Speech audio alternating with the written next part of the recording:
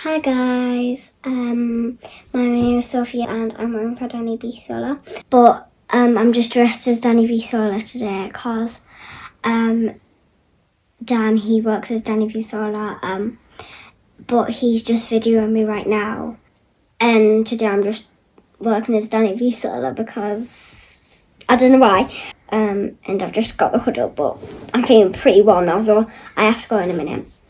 But just one more thing. Always stay curious. Bye-bye.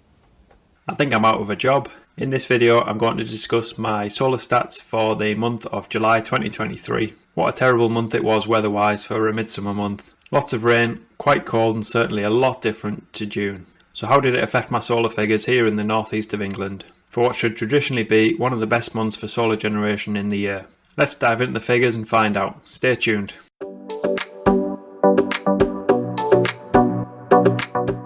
Hi everyone, welcome to my channel. I'm the real Danny V Solar, and if you're new to the channel, here you can follow my personal journey with all things solar, EVs, renewables, energy tariffs and money. Please consider liking, commenting and subscribing to my channel if you haven't already. That enables me to gain more exposure on YouTube and help more people in turn. Although June was by far my best month for solar generation with 836 kilowatt hours generated, as well as a saving of £223 through electricity savings and also solar export. July was a little bit different and it looks like we're on the decline for the rest of the year already. But was the solar generation and the tariff I'm on still good enough to make me some money for the month? Let's find out. So just as a reminder of my system, in December 2022 I had a 6.32 kilowatt peak system installed, alongside a 9.5 GivEnergy home battery and 5 kilowatt hybrid inverter. 6 panels on the east facing roof and 10 panels on the west facing roof. I'm currently with OCTOPUS Energy for my gas and electricity supply, and I'm making good use of their home solar and battery tariff called OCTOPUS FLUX, which has been particularly lucrative for solar export throughout the spring and summer months for me. For those that don't know, OCTOPUS FLUX offers a cheap 3-hour off-peak window between 2 and 5 am, a standard day rate, and then a peak rate between 4 and 7 pm. The same windows are offered for export as well, but just at a slightly different rate. You can find out more about the OCTOPUS FLUX tariff in this video here.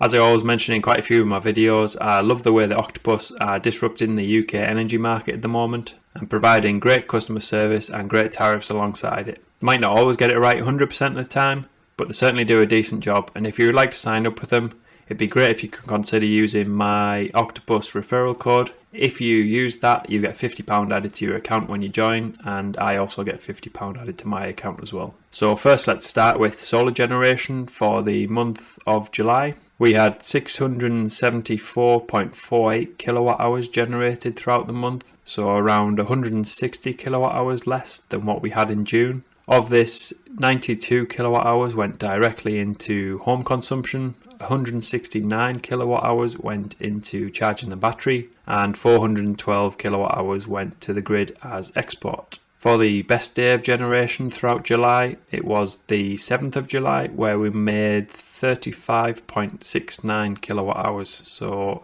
we did have 40 kilowatt hours on a couple of days throughout June, but nowhere near that really for the month of July. And the worst day was the 23rd of July, where we only made 6.76 kilowatt hours. If we look closer at the best day of the month, generation started at around 5 am when the battery was at 51% charge. The battery was full by around 9 am. We had a maximum generation of 5.2 kilowatts at around 1 pm, which is probably the highest I've seen it for generation.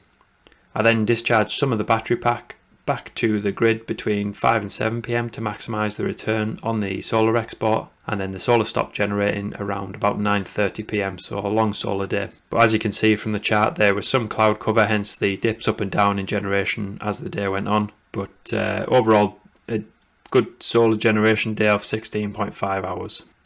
For the worst day of generation for the month, you can see that the generation started around about an hour later than the best day of the month at 6 am. And the battery didn't actually get filled all day, only getting up as high as 87%. The max generation was only 1.3 kilowatts, and the generation stopped at about 8:30 pm. So we essentially lost an hour either side when that's compared to the best day for generation for the month. due to the cloud cover and rain that day. If I remember correctly, it actually rained non-stop all day in the northeast for that day. So it really shows the difference between days you can have in the same month and almost a 30 kilowatt hour swing. Please be sure to let me know how your system did throughout July in the comments below. I know a lot of people have commented on my videos saying that they were in the process of getting solar installed at the minute, so I hope it's going as well for you as it has done for me. If we next look at home consumption, we used 141 kilowatt hours for the month, so again a pretty low month in terms of usage, which is what we like to see. Although there is EV generation to be accounted for on top of this, which I'll get to soon. Pretty steady usage throughout the months for the home, with variations between 3 kilowatt hours and 6.5 kilowatt hours per day. As I mentioned in some of my previous videos, we are pretty frugal with our usage in the house. We live in a modern house with LED bulbs throughout, we have modern appliances, which I think helps keep the usage low. And we do our best to not leave appliances on when we're not using them to avoid chucking money down the drain. Most of the usage this month came from the solar directly or from the battery, so we actually drew very little from the grid throughout the month. Now if we look at the electric car, back in June I purchased a Tesla Model 3 Performance, and I've loved driving it so far. There is a lot of misinformation going around in the UK press at the moment about EVs. Please just don't believe everything you read in the papers and be sure to do your own research. It's all out there. EVs are brilliant, cheaper to run, they won't collapse a car park despite what the Daily Mail have you believe, and they won't use tyres up any quicker than what a similar petrol or diesel car will. If we look at the EV usage, the Zappi gave slightly different readings to that of Octopus and the GivEnergy app, and it's getting a little difficult to consolidate these figures now. But for the home usage there wasn't much in it, and as you can see I used around about 341.6 kilowatt hours to charge a car, charging roughly every other day on average. And I could have left bigger times in between the charges, but there's a couple of reasons I did it every other night, and that's to keep the battery level between around about 40 to 75%-ish, and so it was charged sufficiently within the 3-hour window that Flux offers on the cheap rate, and also keeps it within the 20 to 80% that Tesla recommend for the type of battery that I have in my car. Grid export next, and overall a good month again. We exported 515 kilowatt hours.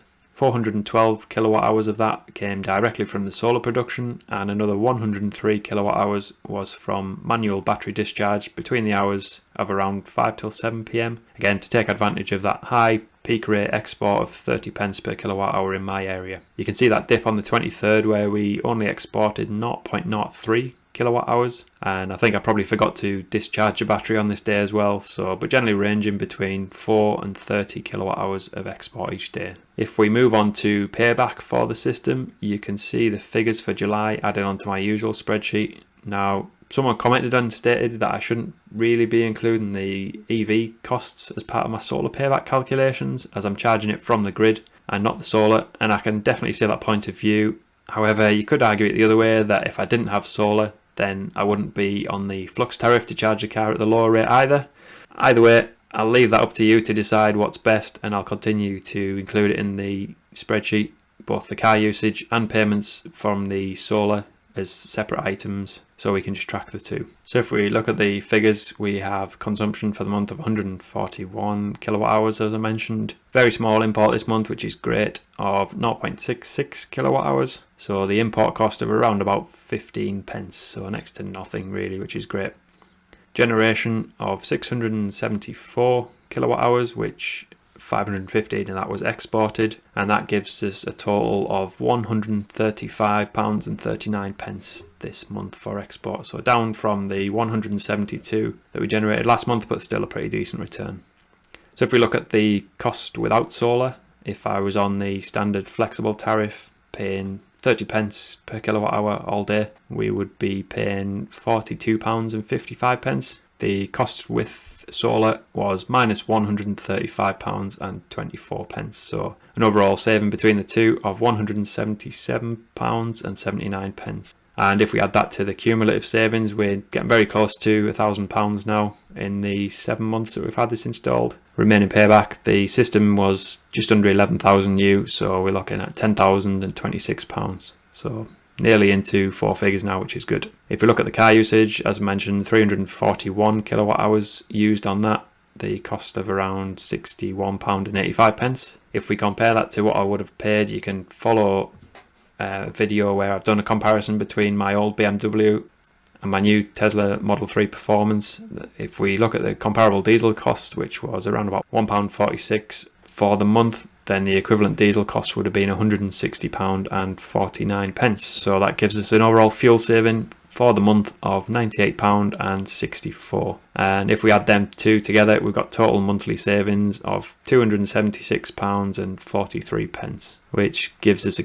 cumulative saving of, if we include the fuel and the solar payback, we have £1,128.77 and a remaining payback of less than £10,000, which is good. So 7 months and a bit from last December into having solar, and we've saved basically £1,000 if you exclude the EV costs, which is good, and savings of £1,128 if we do include the costs. So I'm pretty happy with that overall, and it looks like my estimate of around about £1,600 for the year is not far off. The other point which somebody commented on is that if we put this into an annual return on our investment, that equates to around 15%, which you're not seeing in banks at the moment, so very, very happy with that. Please note, it's not financial advice, it's just my personal opinion and what I've seen, so be sure to do your own research if you're looking into getting solar. And if we look at the overall bill for the month of July, we have a standing charge of £15.06 for electricity, and the charge of £62.01 for charging the car mostly. The export costs £135.59 earned, and then we have the gas charge, standing charge of £8.42, and then a charge of only £3.10 because we're only using that for hot water and the occasional cooking with the hob at the moment. So overall for the month, that's minus £47. So still a negative bill with a month that wasn't so great weather-wise, and also charging up the EV as well. So very happy with that. I've also had a few questions about what I plan to do during the winter months when the solar drops off and we're not getting as many export payments as what we're getting now.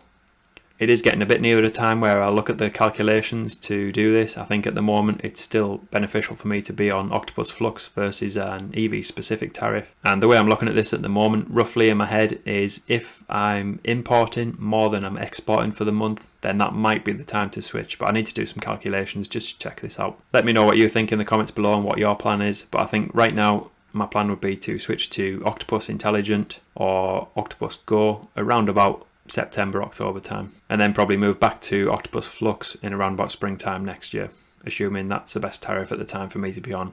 Obviously they're changing so quick at the moment. Again, as I always say, please do the sums for your own situation, as usage and generation and export might differ from mine quite significantly. So do the sums and see what works best for your own situation. The total monthly solar generation chart, as you can see, the July generation is way down on the June generation and actually down on May as well. So a pretty disappointing month in many ways, but still puts me in a much better position than I would have been if I didn't have solar installed at all. So I find it hard to complain too much, even during a month where we have bad weather, and it's something that can't be controlled either, so we've just got to put up with that and accept that we're still making savings, so all good. For the best, worst and average generation chart that I always do for the month of July, it looks like this, and you can see it looks like it's starting to come down now from the peak in June where we're heading towards darker nights. I suspect August is going to be probably around about the same, but the high for the month, as I discussed, is 35, an average of 21 and a low of 6. So all those figures down versus last month. Anyway, that's it for this month. I hope you found that useful if you are considering installing solar, or even if you have solar installed already. I feel like I can really see with 7 months generation how the usage is going to pan out throughout the year now. And I have to say I have absolutely no regrets personally that I've installed solar. Obviously it's not guaranteed and things can change, but as the way it stands at the moment with these new tariffs coming out, I can see customers with solar and home batteries continuing to be rewarded for helping to balance the grid, and hopefully that will continue to make a return on my investment in solar. Anyway, thank you for watching, and I'll see you on the next one. And don't forget, like and subscribe.